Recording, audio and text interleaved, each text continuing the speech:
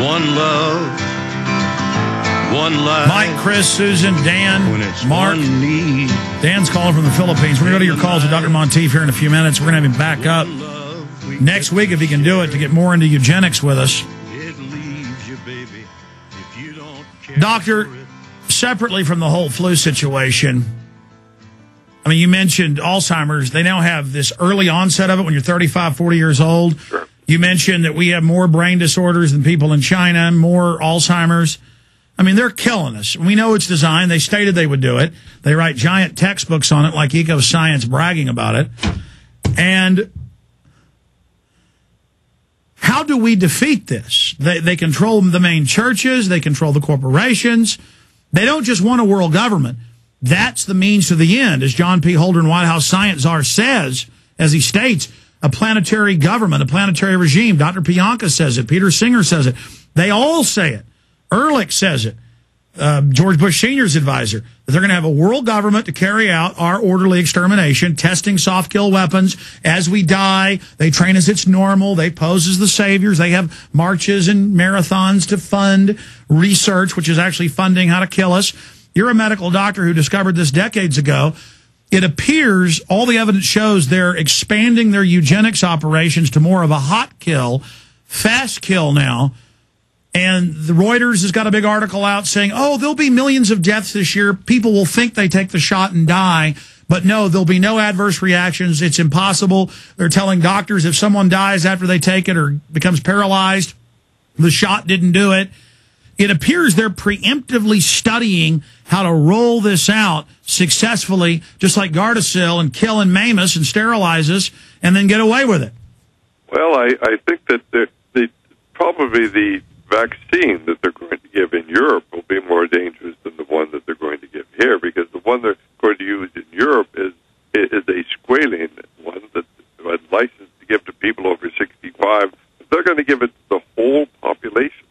And then, of course, there was an article in Global Research, which is usually very, very reliable, and they're talking about the nanoparticles that they put in there to so-called turbocharge the European vaccine. Now, I just hope and pray that they haven't snuck it into our vaccine, because you can't trust them. You don't. Well, we've had medical workers at the vaccine companies call in, and I've seen reports that no, there's different versions, but no, they have the intraleukin or whatever it's called. Dr. Horowitz on yesterday.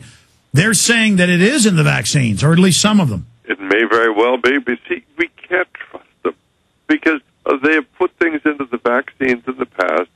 Or they will say, well, we didn't know it was there. Well, they can say that, but when they did know it was there, they continue to distribute it. And I'm talking about specifically the polio vaccine, the original polio vaccine. SV40. And when they found out it had a cancer virus in it, they continued disseminating it. They've contaminated the whole population of the world. About 30% of our population today still carries that cancer vaccine, that cancer virus that was in the original polio vaccine. One reason why the incidence of bone cancer and brain cancer and lymphoma and mesothelioma and ependymoma and medulloblastoma in children has gone up. And when they biopsy them, they find evidence of this cancer-producing virus that was introduced into our population through the original polio vaccine. And no doubt by design, and German news is reporting that they're growing it again in the same monkeys that have the SV40 for the virus stock in the European vaccines. Well, God help those people over there, supposedly, and all we know is what they tell us, Alex. Supposedly, the American vaccine is going to be grown in the yolk of eggs. But then we get the chicken viruses. That's the frightening thing about this. And they've introduced so many viruses from so many animals. God gave us an immune system that allows us to fight off animal viruses. They can't get into our bodies unless you inject them with a needle. Well, what about how for 5 years the FDA approved, it's now in wide use, not just irradiation of the meat, but they're now spraying in Latin, I can't pronounce it, that means bacteria-eating virus. They grow it in giant vaccine tanks with other viruses and RNA and are now spraying it on most meats we get at the store.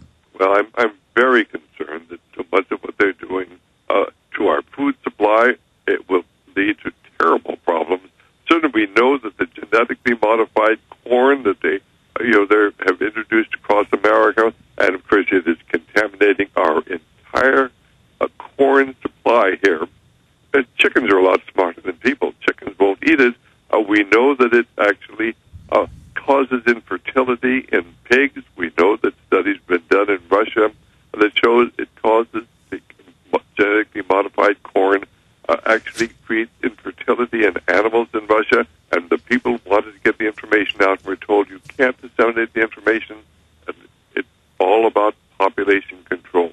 We know that the Rockefeller Foundation and the Bill and Melinda Gates Foundation and Monsanto and a similar very large genetic modification company over in Switzerland are spending hundreds of millions of dollars to store seeds in vast vaults up above the Arctic Circle on a little island there. And nobody's asked, why are they storing all these seeds for corn and for wheat and for all the other vegetables and things, in these vaults where they'd be permanently frozen? And it should be very obvious. All of these people are dedicated to population control, and they want the seeds for when they start all over again. They've stated this. In fact, the MI6 officer, he was OSS, who wrote the James Bond novels that were made into movies, he wrote Moonraker. And in that, the global elite and this head banker want to kill everybody on Earth. They, the eugenics pure, go to a space station. While they kill everybody on Earth, they're going to come back. But in the real government documents, they're not going to space. They've got the underground bases. And I saw a Reuters article 2 weeks ago. In fact, we can pull that up. UN chief or UN head visits seed vault. And it's this photo of the big armored mountain and the troops guarding the Ark. And then you read the transhumanists, they admit, which are the eugenicists, that they do plan to kill us. And they're putting in the police state grid to then carry out the medical mayhem and murder. And I want the troops and military to know something. I know this is probably going to go ahead and go to fruition. Just know you're going to be judged at your own hand. The masters you've served for are going to murder you and your family as well. Go ahead and laugh. Just remember, as you're dying with your family years from now, you asked for it, you were warned, you wanted to be part of it. Dr. Monteith? Men and women become accomplices to the evils they fail to oppose. And the people within the military who are carrying out the orders of our leaders who have killed, I don't know if you've read the article by the shoe thrower, the man, of course, who threw the shoes at George Bush. He talked about the million Iraqis who were killed. He talks about the million widows there. He talks about the 5 million orphans in Iraq today.